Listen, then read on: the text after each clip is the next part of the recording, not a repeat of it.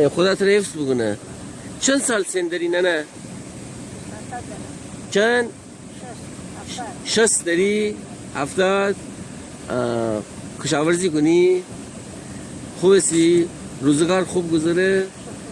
راضی هستی؟ میره بگو یارانه تیت سعیه؟ بس است؟ کافی است؟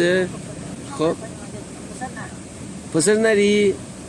ایراد نره. دخترم بهتره. داماده خوبه؟ خودت حفظ بکنه. آفرین بر داماده تو.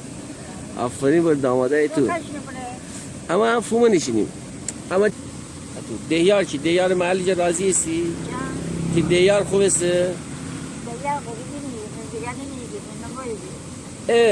خواب دی باید تعریف بکنی ده. دی بس باید تعریف بکنی. تی شوران چی؟ شوران خوبه؟ شوران میفهمیده.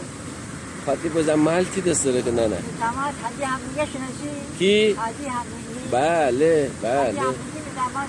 خب ان دخترانم مناسه تی سن نیز کم بگفتیشه بودی 60 سال.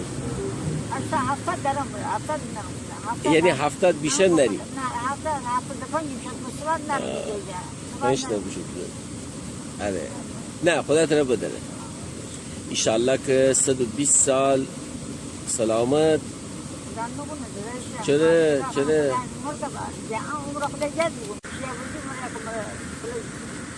اما تی وقت بگیفتیم اگه اجازه بدی اما بیش کاری همه دست بیرون آید در خود دیسین والله تو میمون با تو ایمان قربانه مرسی آج خانم قربانه وقت بخیر ننه مهربانیه من آره مشخص ننه خیلی مهربان